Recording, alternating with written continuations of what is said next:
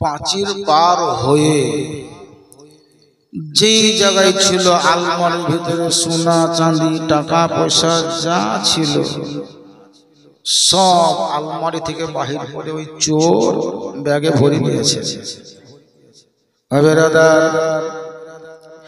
চোর চুরি করতে গিয়ে রাত এখনো আছে না নাই এটা তার মাইন্ডে নয়, একদম শেষ। সুবহানাল্লাহ, সবাই যেন ঘুমিয়ে আছে। ওই বস্তা ভরা মাল বাড়ি থেকে বাহির করতে যাবে বাবা।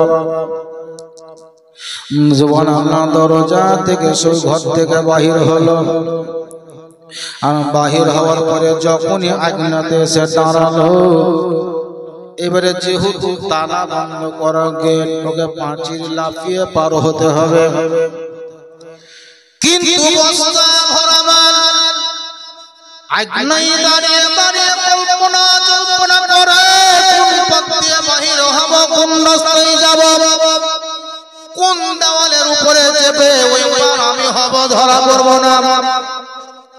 এই চিন্তায় চিন্তিত চিন্তা করতেই ছিল। হঠাৎ করে সে গ্রাম থেকে যেন মসজিদের মাইকের দ্বারাই মুয়াজ্জিনের আযান দেওয়ার প্রতিধ্বনির শব্দটা তার কর্ণ পরে পৌঁছালো। পীর সাহেব বলেছেন, বাবা তোমাকে নামাজ পড়তে বলবো না, চুরি করতে নিষেধ করবো না, কিন্তু আজান দেওয়ার টাইম হওয়া মাত্রই তুমি আজানটা দিও। পীরের হাতে ওয়াদা করেছিল, হুজুর আমি যে কোনো কাজেই থাকি না কেন যখনই আজান শুনবো অবশ্যই শোনা মাত্র আজানটা দিয়ে দেব।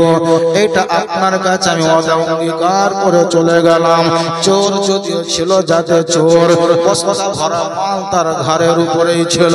আইনাতে দাঁড়িয়ে দাঁড়িয়ে চিন্তা করছিল কোন দেওয়াল টপকে পার হয়ে যাব।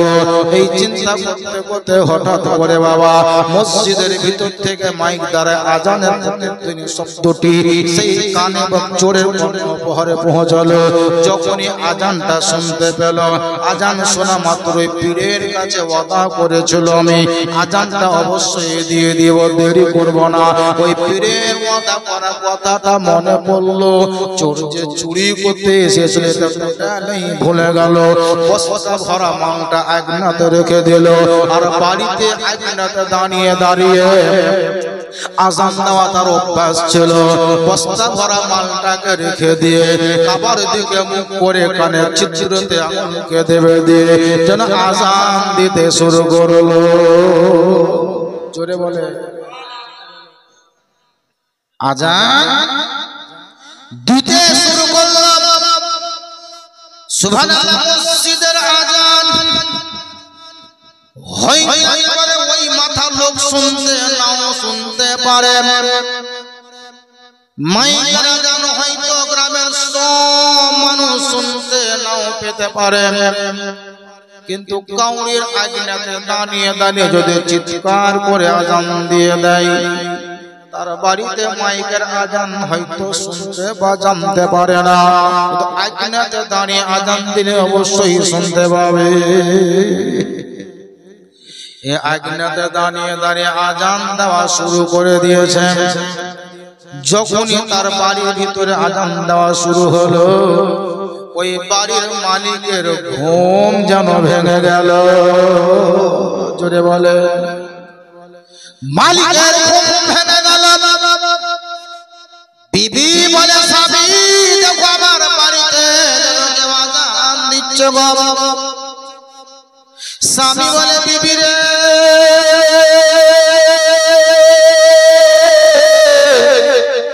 এটা মনে হয় মসজিদের আজান। বলে না, মসজিদের আজান নয়, একটু ফলো করে দেখো, মসজিদের আজান বলা যাবে না। এই আজানটা আমার বাড়ির আগুনাতে হচ্ছে, তুমি একবার দেখো, চেষ্টা করো। বিবিকে স্বামী যেন বলছে, বিবি আমার বাড়িতে আজান দেওয়া কোনো ফারিস্তা আসবে নাকি পাগলি? বলে একবার তুমি দরজা খোলো, দেখো নিশ্চয়ই জানো কেউ আজান দিচ্ছে। আমি বুঝতে পারছি এই আজান শোনার জন্য তার স্বামী ঘর থেকে বাহির হলো। দেখছে আজকে দাঁড়িয়ে একটা অজানা অচেনা লোক আজান দিচ্ছে। বাপের ঘুম ভেঙে গেল, বেটার ঘুম ভাঙালো। বলে রে লালটু মুন্টু ঝুন্টু পল্টু সব তাড়াতাড়ি ও না। লালটু মুন্টু ঝুন্টু পল্টু সুবহানাল্লাহ বেদানা আঙ্গুর এরা মুসলমানের। বলছিলাম ঘুম ভাঙা গেল, বৌমাকে উঠালে। বলে ও দেখো কেউ আজান জানো দিচ্ছে বাবা। গোটা বাড়ির লোকের ঘুম তো ভাঙলো, কিন্তু যেই বাড়িতে আজান দিচ্ছিল ওই বাড়ির আশেপাশে লোকেরও ঘুম ভেঙে গেল। জোরে বলেন। ওইদিকে আজান দিচ্ছে বাবা, আর এই বাড়ির লোক যারা ছিল তারা সবাই ছিল নামাজি। আজান দেওয়া শুরু হওয়া মাত্রই ঘুম ভেঙে গেল। ছোট করে বাড়ির লোক যারা ছিল তারা আর বেশি দেরি না করে সবাই ওযু করলো। ওযু করার পর আয়নাতে একটা মুসাল্লা যেন বিছিয়ে দিল। জোরে বলেন সুবহানাল্লাহ। মুসাল্লা বিছিয়ে দেওয়া হলো নামাজ পড়ার জন্য। কিন্তু ওই চোরের মাত্র দায়িত্ব ছিল আজান দেওয়া, নামাজ পড়া নয়। বড় পীরের কাছে ছুটি নিয়েছিল, নামাজ পড়িব না, খালি আজান দিব। এটা তো আমার দায়িত্ব কিছু নয়। ওর বক্তব্য আজান দেওয়া ইজি, আজান দিব পালাবো। আজান দেওয়া হলো বাবা। এবার আজান দিয়ে পিছন দিকে ঘুরে ওই মালপত্র ভরা বস্তাটা উঠাবে। বস্তা ধারে করে নিয়ে উঠাতে যাবে। বাড়ির লোক বলছে দাঁড়ান, বলেছেন কোথায় আপনি? ওর মনের দিক থেকে বড় ভয় ঢুকলো। রব্বুল আলামিন এতদিন আজান দিলাম, বিপদে পড়িনি, আজকে বড় পীর আমাকে বিপদে ফেলে দিয়েছে, আজান দেওয়া করিয়েছে। তবে আজ আমি আর বাঁচবো না, একদম চুরি করা অবস্থায় ধরা পড়ে যাব। তার মানে একেবারে হাতে নাতে ধরা পড়বো, আর হয়তো আমি বাঁচবো না। এই চোরকে বলছে আপনি যাবেন কোথায় বলেন? বলে আমি বাড়ি চলে যাব। বাড়ির লোক বলছে বাড়ি যাও, বাড়ি যাও কিরকম? বাড়ি বলেন না, বাড়ি যেতে দেওয়া হবে না। কেন? নামাজ পড়া, নামাজ পড়া। আজ আমি নামাজ পড়াবে না, তুমি নামাজ পড়াও তো কোনো কথা। বিপদে পড়ে গেল বাবা। এই চোর বলছে বাবা শোনো, আমাকে নামাজি মনে করিও না, আমি কোনোদিন নামাজ পড়িনি। বাড়ির লোকের বড় আকীদা ছিল, বিশ্বাস ছিল, কিন্তু লক্ষ্য করে দেখুন কথাটা বুঝুন না, ঢুললে বুঝতে পারবেন না। আপনাকে বলছি ঢুললে বুঝতে পারবেন না। কি বললাম?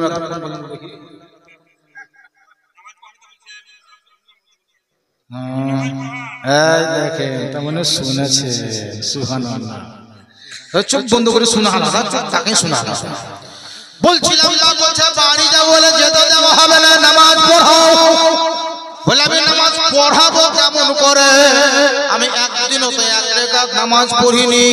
বলে ওইটা আমরা শুনবো না, আপনি আজান দিয়েছেন মানে আপনাকে নামাজ পড়াতে হবে। আর আপনার মতো লোকের পিছনেও যদি আমরা নামাজ পড়তে পারি, আমরা নিজেকে বড় ভাগ্যবান মনে করব। তার কারণ আপনাকে আজান দেওয়ার জন্য আমরা ডাকিনি। আপনার বাড়ি কোথায় এটাও আমরা জানি না, নাম কি এটাও জিজ্ঞাসা করিনি। তবে আপনার যে আজানের একটা সুর বা কণ্ঠস্বর বুঝতে বা জানতে পারলাম, নিশ্চয়ই আপনি বড় একজন ব্যক্তির কাছে সম্পর্ক রাখা ব্যক্তি। চেহারা দিক থেকে বুঝতে বা জানতে পারা যায়, আপনার চেহারা কোনোদিন ভুলবো না। এই চোর বলছে রে মানুষ, আমি এতই বিপদগ্রস্ত হলাম, আমি কোনোদিন তো নামাজ নিজেই পড়িনি, তো কি করে পড়াবো? সুবহানাল্লাহ। গ্রামের লোক আজান শুনে ঘুম ভেঙে গেছে। এই বাড়ির লোক চোর চুরি করেছে এটা জানেই না, জানে না। দরজা খুলে দিয়েছে। কি হলো হে, কি হলো? মৌলভী সাহেব কালচি পেয়েছি, এসো বাড়ি ভিতরে মসজিদ এখানে নামাজ পড়ো। বড় মাওলানা পেয়েছি আজ, সুবহানাল্লাহ আযান দিয়েছে, নামাজ পড়া। এটা তাদের ধারণা। এই চোরের যুক্তি হলো কোন রকম সুযোগ পেলে পালাতেও আমি ছাড়বো না। নামাজ তো কিন্তু পড়িয়ে নিত, নিয়ত কি করে কোথায় জানা না, করে কাক নামাজ বুঝা নাই, কটা সূরা পড়তে হয় এটাও তার জানা নাই, কিন্তু তাকে ইমাম বানিয়েছে। কি করি নামাজ আমি পড়াবো, তাই চিন্তায় চিন্তিত সাইয়েদনা গাউসুফা রাদিয়াল্লাহু তাআলা তিনি খানকায় বসেছিলেন। এই চোর পালাবার চেষ্টা চালায় কিন্তু পালাতেও পারে না। শেষ পর্যন্ত বলছে যদি আমাকে নামাজ পড়াতে হয় তার কাজ করে দাও, তোমরা উজু করে চলে এসো, যা উজু করো। ওরা উজু করতে যাবে, আমি পালাবো, ঘর তো দরজা খোলাই আছে, চিন্তা নাই। এরা বলছে হুজুর আপনি যখন আজান দেন আর আজান শেষ হওয়ার আগে আমরা সবাই উজু করে নিয়েছি, আর উজু করতে হবে না। এই দেখেন মুসাল্লা নামাজ পড়ান। এবারে মুসাল্লায় বসেছে, বাবা জীবনে কোনোদিন মুসাল্লায় পরে বসেনি। পীরের কাজ দেখেন, পীরের কাজ দেখেন, পীর ধরতে গেল ক্ষতি না উপকার বুঝে নেবে, বুঝলে একজন ছিল নামাজ কোনদিন পড়েই মুসাল্লা বিছিয়ে দিল, বলে হুজুর এবারে নামাজ পড়েন, সুন্নাত পড়িলেন। কোনদিন পড়েনি, লোক মুখে শুনেছে কোন রকম সুন্নাতটা পড়তে হয় কেমন করে এটাও জানে না, কোন রকম হয়তো সুবহানাল্লাহ ঠকে দিল। ভাবছে এরা সুন্নাত পড়বে, আমরা চলে যাব। মুসাল্লায় বসেই ছিল বাবা। এদের মধ্যে একজন দাঁড়িয়ে কাবার দিকে মুখ করে দাঁড়িয়ে আছে, বলছে হুজুর একামত দিব নাকি? একামত মানে বুঝে না, একামত মানে বুঝে না। এমনি করে ঘুরে দেখছে দিকে, ওই চোর মুসাল্লায় বসে আছে, একামত দিব বলে মত এমনি করে ঘুরে দেখছে, একামত মানে কি জানে না। শেষ পর্যন্ত চুপচাপ বসে থেকে গেল। আর ওই মুসাল্লায় বসে বসে আল্লাহকে নয় বরং যার কাছে ওয়াদা করেছিল পীরানে পীর দস্তগীর মেহবুবে সুবহানি শেখ আব্দুল কাদের জিলানী ওয়া গিলানী রাদিয়াল্লাহু তাআলা আনহুর চেহারাটা মনে করছে, আর মনে মনে চিন্তা করছে, বলে হুজুর আপনি তো নামাজ পড়ার জন্য আমাকে বলেননি, শুধুমাত্র আজান দেওয়াটাই বলেছিলেন। আজানের মধ্যেই যে সব ভরা আছে, আমি চোর জানা বুঝতে পারিনি। মুসাল্লায় বসে বসে পীর সাহেবকে স্মরণ করেছে, বলে হুজুর আজকে বড় বিপদে পড়ে গেছে গো, বিপদ থেকে আপনি বাঁচিয়ে দেন, বিপদ থেকে আপনি উদ্ধার করেন। ওইদিকে আমার পীর গৌসে পাক তিনি খানকায় বসে আছেন। সমস্ত ভক্ত যিনারা ছিলেন তিনারাও যেন খানকাতে গেছে ফজরের নামাজ পড়ার জন্য। খানকা ভরা নামাজি বা ভক্ত মুরিদরা ছিলেন। সাইয়েদনা গাউসে পাক রাদিয়াল্লাহু তাআলা আনহু তিনি মুসাল্লায় বসে বসে যেন মৃদু বা মুচকি মুচকি হাসে। জোরে বলতে হবে সুবহানাল্লাহ, না পারলে আস্তে বলেন সুবহানাল্লাহ। গাউসে পাক তিনি মৃদু হাসেন। ভক্ত যিনারা ছিলেন, মুরিদ যিনারা ছিলেন, তারা একা করে বলছে কি বাবা কি ব্যাপার, পীর সাহেব হাসছে কেন? পীর সাহেব তো এরকম হাসছে না, শুরু হয়ে যাবে। শুনতে পাচ্ছেন ওদের কথা? ওইদিকে মায়ালো ওদের বন্ধ হবে না, হচ্ছে। আর এই জন্যে মুখ বন্ধ না হওয়ার কারণে ওরা মাঝে মাঝে মায়েরও খায়। আর মায়ের একটা কথা বলবো, কথাটা বলছি, মায়েদের বুদ্ধি খুবই বেশি, মায়েদের বুদ্ধি খুবই বেশি বলে তো এত বড় সংসার চালায়। শুনে গেছে একটা গ্রাম, এরকম একটা কোনো গ্রাম ছিল, ওই গ্রামের একটা পুরুষ ছিল, পুরুষটা খুবই মাইক খুললে, একজনে মার খুললে গরু হয়, পুরুষ এরকম মার খুললা পুরুষ ছিল।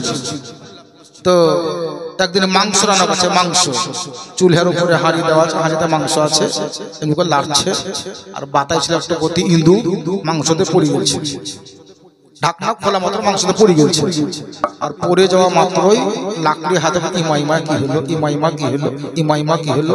ছোনার বাপ জানতে পারলে মেয়ের কিছু থবে না, ছোনার বাপ জানলে মেয়ের কিছু থবে না। ইমাইমা কি হলো, ইমাইমা কি হলো, ওর মুখের বন্ধ না, মুখ বন্ধ হয়নি। ছোনার বাপ জানলে মেয়ের কিছু থবে না, ছোনার বাপ জানলে মেয়ের কিছু থবে না। ইমাইমা কি হলো, ইমাইমা কি হলো বলছেই একটা কলসি বগলে করে পানি আনতে গেছে টিপয়ে, কিন্তু ইমাইমা কি হলো বন্ধ হয় না, চলছে। রাস্তায় যেতে কি হলো হে, কি হলো হে, বলিও না বহিন বলিও না। তবে মাংস রান্না করছিলাম, পাতাই ছিল ইঁদুর পড়ে গেছে, খুঁজি পাই না। ছোড়ার বাপ যদি জানতে পারে মেয়ের কিছু থুবে না, খবরদার বলিও না, বলিও না, বলিও না, জি কেন বলবো, কেন বলবো, কেন বলবো, এই কেন বলবো এইগুলি ঢুকে গেল, কেন বলবো বন্ধ হয় না। আর ইমাইমা কি হলো বন্ধ হয় না, বলেছে বলিও না কাউকে, ইমা কেন বলবো, কেন বলবো চলোই মুদিখানার দোকানে নুন কিনতে গেল, 10টা মায়া লোক ছিল, কেন বলবো, কেন বলবো করছে, কি হলো, কি হলো, এই দেখো কিছু হয়নি, ওই ঝুনঝুর মা মাংস রান্না করেছিল, তো ইঁদুর পড়ে গেছে, বলতে মানা করছে, কেন বলবো, হুঁজি হুঁজি, কেন বলবাজি, শোনা ভাবছি খুব বদমাস, কেন বলবাজি, এই কেন বলবাজি, কেন বলবাজি গোটা পাড়াকে গাগাই দিল, একটা মায়া লোক সব গোটা পাড়াকে গাগাই কেন বলবো, কেন বলো, মুখ বন্ধ হয়নি।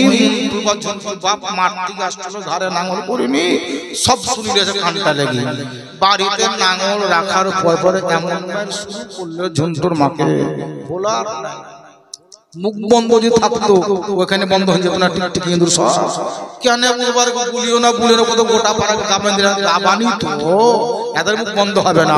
বলছিলেন গৌসে পাক মুসাল্লায় বসে বসে মুচকি মুচকি হাসেন, মুরিদ যারা ছিল তিনারা বলছেন কোনদিন পীর সাহেবের মুখ থেকে এভাবে হাসি দেখিনি, আজকে হাসছে কেন জিজ্ঞাসা কর। কিন্তু মুরিদদের মধ্যে ক্ষমতা হয় না কে জিজ্ঞাসা করব। একজন বলছে তুমি জিজ্ঞাসা করো পীর সাহেব হাসছেন বা কেন, তুমি জিজ্ঞাসা করো, তুমি খুবই কাছের লোক। বলছে আমি ভাই জিজ্ঞাসা করতে পারবো না। এই আরেকজন বলছে তুমি জিজ্ঞাসা করো।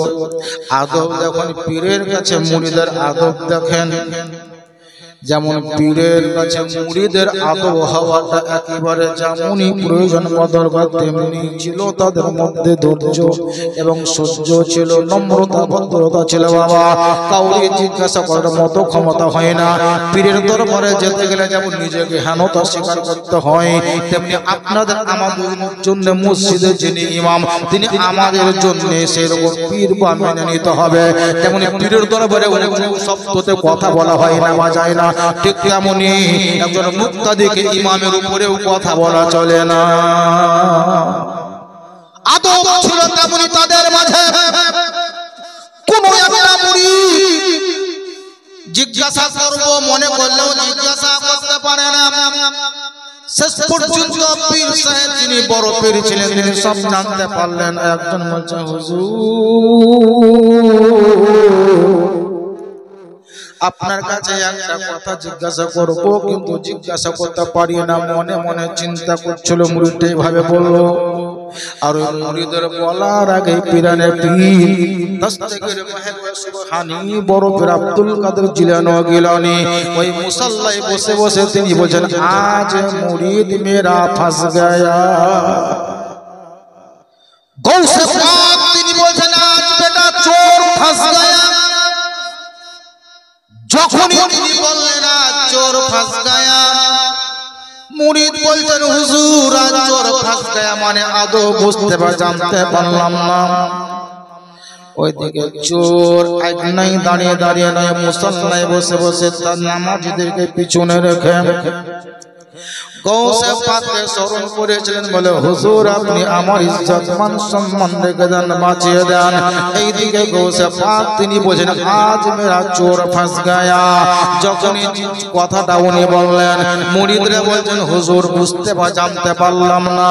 সাইয়েদনা গৌসে পাক রাদিয়াল্লাহু তাআলা আনহু খানকায় বসে বসে সমস্ত মুরিদের সামনে বিস্তারিত করে বুঝিয়ে দিলেন একজন ব্যক্তি বা চোর ছিল যে মুরিদ হয়েছে আর ওই ব্যক্তি বড় বিপদে পড়েছে।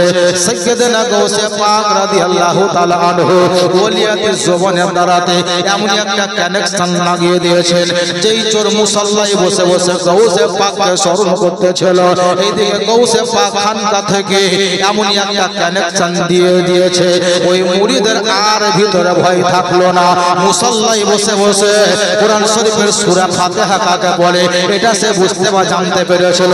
মুসাল্লায় বসে বসে ফজর নামাজের নিয়ত কেমন করে করতে হয় এটাও বুঝতে বা জানতে পেরেছিল।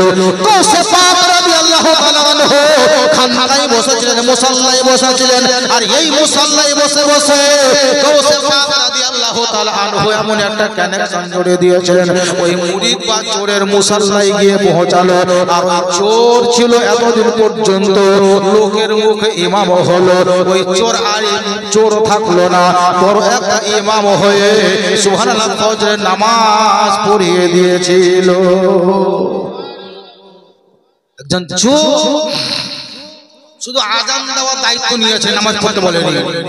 পীরের কি কানেকশন, পীরের কি ক্ষমতা! সুবহানাল্লাহ গাউসে পাক রাদিয়াল্লাহু তাআলা আনহু তিনি মনে মনে চিন্তা এটাই করেছিলেন যে যখন তোমাকে আমি আজান দেওয়া করালাম তখন তোমাকে নামাজি বানাবোই। সেই দিন সেই চোর কত মিনতি করেছিল আমাকে ইমাম বলিও না, আমাকে নামাজি ভাবিও না। ওই দেখো তোমার বাড়ির আলমারি সব সোনা চাঁদি ব্যাগে ভরা আছে, ঝোলায় ভরা আছে, দেখতে পারো তুমি। বলেছিল চোর না ডাকাত বুঝবো না, আজকে আজান দিয়েছো তোমাকে নামাজ পড়াতেই হবে। সাইয়েদনা গাউসে পাক রাদিয়াল্লাহু তাআলা আনহুর একটি কারামাত, বড় কারামাত ছিল যে খানকায় বসে বসে সেই পাক্কা ডাকাত চোরকে নামাজি বানিয়ে দিয়েছিল। জোরে বলেন সুবহানাল্লাহ। রাসূল পাক সাল্লাল্লাহু তাআলা আলাইহি ওয়াসাল্লামের মহব্বতে সবাই মিলে জোরে জোরে ভক্তি ভরে হুলুল ভাবকে বর্জন করে দিয়ে অলসতাকে দূর করে দিয়ে আর একবার দরুদ শরীফ পাঠ করেন আল্লাহুম্মা